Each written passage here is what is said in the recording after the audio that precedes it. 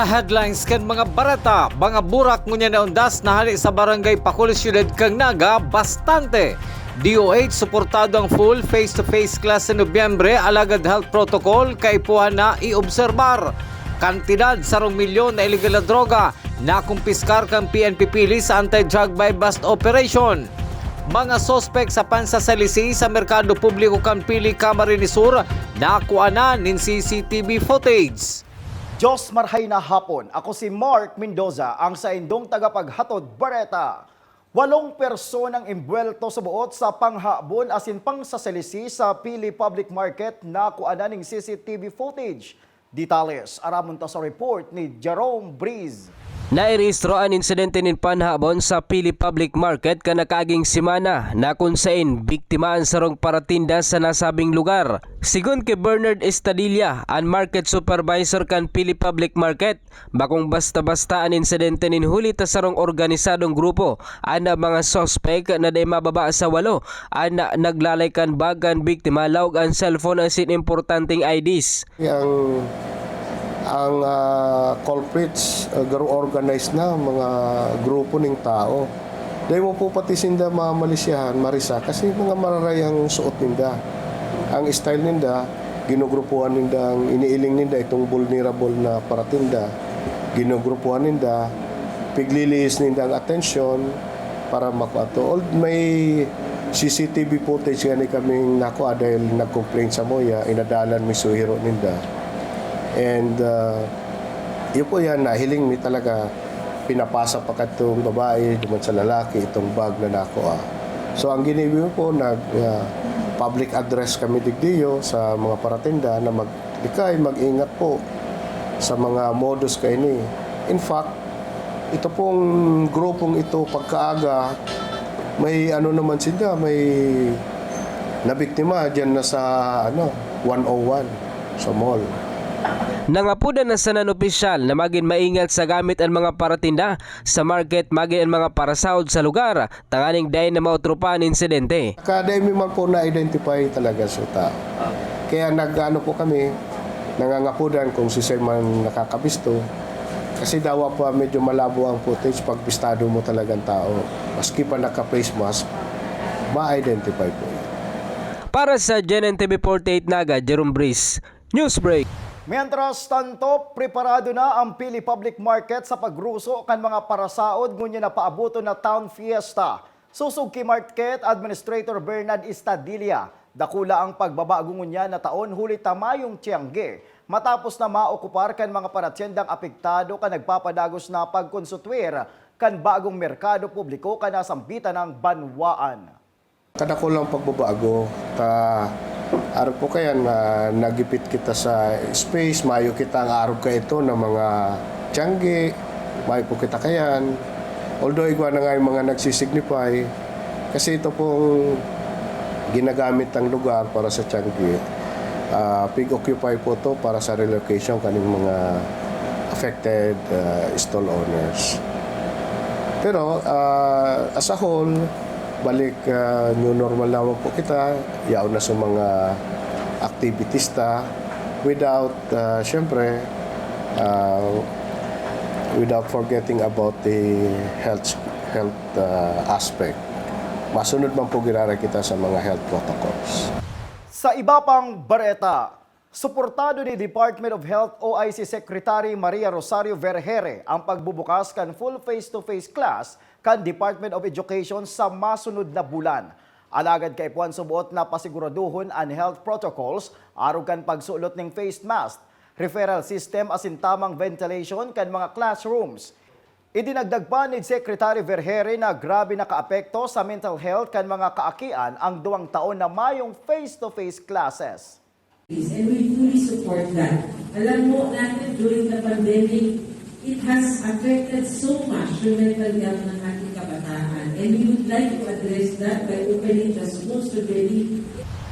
Mientras tanto, pinagbisita man ni Department of Health OIC Secretary Maria Rosario Vergere ang Bicol Region General Hospital and Geriatric Medical Center kan Suudma. Kaibanan sinda Department of Health Undersecretary Nestor Santiago asin Department of Health Regional Director Dr. Ernie Vera. Kabali sa pinagbisita ni Secretary Vergere ay ang acute stroke unit, cardiac section, geriatric ward, ophthalmology unit as in iba pang parte kan ospital. Padago sa mga bareta, nakipag-koordinar na ang Naga City Police Office sa Metro Naga Water District para resolberan ang sunod-sunod na paghahabon ni Metro kan tubig. Susog kay Police Lieutenant Colonel Errol Garchitorena, Deputy City Director for Administration, may lead na ang PNP sa mga nangyayaring harabunan ni Metro nin tubig na uminabot na sa 108 sa saindang listahan. Apwera sa syudad ding Naga, may mga nawawaraan nin metros nin tubig sa ibang banwaan na sakop kan serbisyo kan MNWD.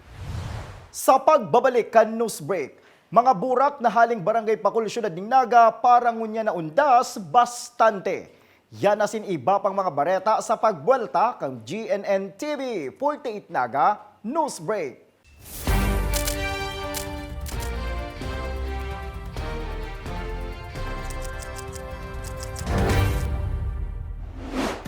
Mas pinalinaw, mas pinalakas, mas pinalawak.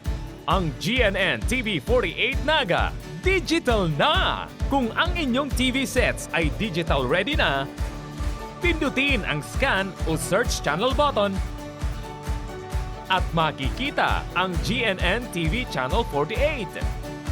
Maaaring gumamit ng indoor o outdoor antenna para sa mas klarong panonood. Ganito rin ang gagawin kung kayo ay gumagamit ng digital box. Sa mga susunod na araw, asahan ang mga programang malapit sa puso ng mga Bicolano. Sa oras ng sakuna, isa sa mga kailangan natin sa ating tahanan ay isang gubag. Ang isang gubag ay naglalaman ng tubig, mga dilata at biscuits upang hindi tayo magutom, energy bars or energy drink, first aid kit, communication devices tulad ng flashlights at batteries, whistles o pito, portable radio at extra cellphone. Mas mabuti kung meron tayong prepaid load guard. Tools tulad ng Swiss knife at gunting. Maaari din tayo magdagdag ng lubid. At huwag natin kakalimutan ang hygiene kit na naglalaman ng sabon, tissue, toothpaste, toothbrush at face mask. Sa lahat ng oras, laging bukas, nakahanda ang aming tanggapan. Tandaan, ang Bicolanong alerto, pirming protektado. Naghahanap ka ba ng one-day printing? Look for AET Ads. We offer tarpaulin printing, billboards, panflex, laser cutting, and stainless for quality signages and many more. Your signage is the face of your business. Kaya ano pang hinihintay mo? I-level up mo na ang signages at billboard mo. Matatagpuan sa Pabidon 4, Door 5, Panganiban Drive, Naga City, in front of Boy Scout and Girl Scout of the Philippines. Sa Central Branch, located at Barangay Dinaga, Naga City, Salbay, Barangay Sagpon, Daraga Albay. For inquiries, you may call or text at 205-5322 or 0998-952-7485 and look for Mr. Willis Soliman. AET Ads ka na, your one-day quality printing.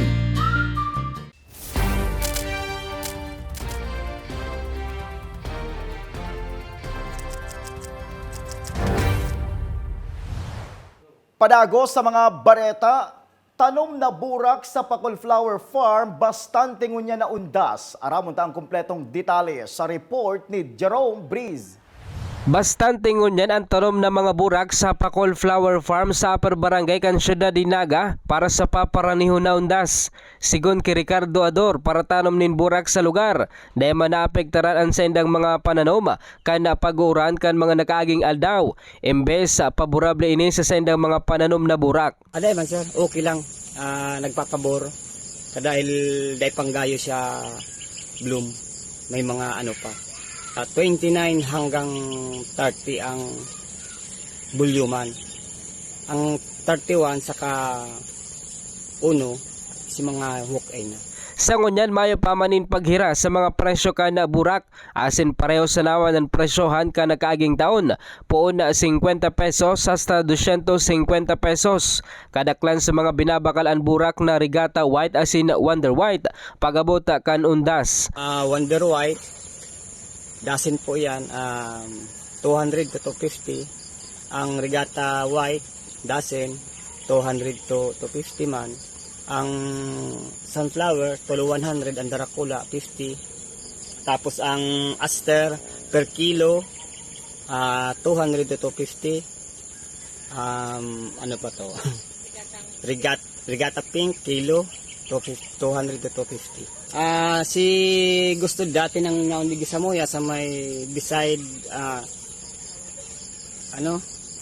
pumping station to, digdi sa Sunflower Farm, digdi lang po kamo, pwede kamo pa-reserve para makasiguro na kamo. Para sa GNN TV 48 Naga, Jerome Briz, News Break. Mientras tanto, preparado na ang mga paratyenda ng burak sa may basilika sa Barangay Balatas ngunya na paabuto na undas. Susog kay Jane Pasis, igwasindang stock nin burak bilang preparasyon sa pagruso kan mga parabakal urog na ngunyan na bako ng istrikto sa mga mabisita sa Camposanto. Expected mo na po yan, kaya nagre-ready na kami na mas dako lang stock mita. Baka kulangon. Kisa katong pandemic po baga. Ang pandemic kaya, laygay siya. So, dahil gaya kami mag-prepare, okay lang. Pero ngunyan, kaya pa kami mag-prepare. Padago sa mga bareta, naglalao manindagdag na ganansya ngunya na undas si Nanay Amelia Santos Pases, hali sa mga ipinapabakal niyang kandila. Sa sunod na simana, pinaglalao maninda ang pagdakol kan mga mabisita sa mga Camposanto urog na ngunya na buwelo na ang pagbisita kumpara kan nakalis na mga taon.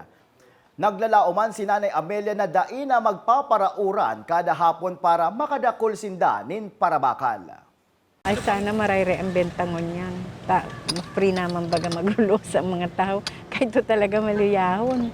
Sana ngunyan magkabenta kami. Makabawit-bawit man lamang. Makaawad-awad ka mga pangangaipo. Arog miniagom na pareho kami may maintenance na. O dapat ko rin may kitang aldaw. Ang aki ko lang dua, may pamilya naman pareho. Dahil mo naman maasahan. Once na may family na, senda naman yan. Kami naman lang ni Agum. Sa satuyang police report, naaresto sa follow-up operation kam Police Station No. 5 Intelligence Unit sa tabangkan CCTV footage ang suspect na si Ruben Mendoza Irul, 25 anyos, residente kan Barangay Anayan Pili, Camarines Sur, alagad nag-aarkilanin harong sa Barangay Lerma, Ciudad ng Naga. Ang nasabing suspect ang responsable sa paglaog sa sarong milk tea station sa Barangay Sabang asin nagkuha kan rice cooker, blender, ice crusher, generator asin iba pang mga gamit. Sa tabang man kan tricycle driver na pinaglunadan kan biktima na susog kan mga otoridad. Ang suspect asin nabawi ang mga hinabunan na mga gamit. Sa iba pang police report, 1.2 million pesos na kantidad ng illegal na droga asin badil na-recover kan Pili PNP sa anti-drug bypass operation kan Sudma. Aramutang pletong detalye sa report ni Jerome Briz.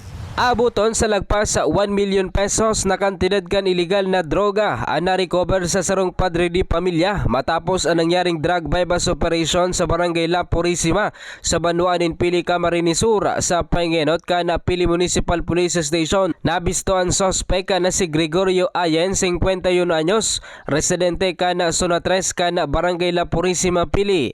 Nabakalan ang suspect kanin kantidad 500 pesos na illegal na droga asin sa pagrikisa sa iya. Na-recover digyan 4 na small plastic sachet na may log din pinagtutubudan shabu. Alagad kan rikisahon kan mga otoridad ang daradara kaning motorsiklo. Dumana na hiling sa iya nga U-box ana 5 pidaso nga medium size plastic sachet na may log din pinagtutubudan shabu asin sarong caliber 38 revolver kay bahan ang 2 bala. May gabat na 150 gramos ang na-recover na droga sa suspect asin nagkakantidad 1,022,500 pesos. Nasa kustodiya ng unyan kan PNP Pili ang suspect asin sasangatanin kasong pagbalgar sa RA 9165 on Comprehensive Dangerous Drugs Act of 2002 asin Illegal Possession of Firearms and Ammunition Act. Para sa GNN TV 48 Naga, Jerome Breeze, Newsbreak. Sa iba pang bareta, sa Paagi Canbar Bulletin No. 10 Series of 2022 na ipinalawaskan Korte Suprema, pinagpangaralan na ang University of Nueva Cáceres digdi sa Naga bilang sa tulong local testing center sa Luzon para sa bar examination 2022 ngunya na bulan kang Nobyembre. Kaibahan kan UNC ang St. Louis University sa Baguio City asin Dilasal sa Lipa, Batangas. Huli kay ni padagos ang pagpreparar kan lokal na gobyerno kang Naga sa mga tinampo na nakapalibot sa nasabing universidad. Ininaman ang panduang beses na maging local testing center ang nasabing universidad digdi sa syudad ng Naga. Asin yan ang katiripunan kan mga bareta ngunya na aldaw. Day malingaw na bisitahon ang Samuyang official Facebook fanpage asin ilike ang GNN TV 48 Naga para pirmi kitang updated sa mga bareta asin istoryang bida ang Bicolano. Liwat ako po si Mark Mendoza. Digdisa na yan sa GNN TV 48 Naga News Break.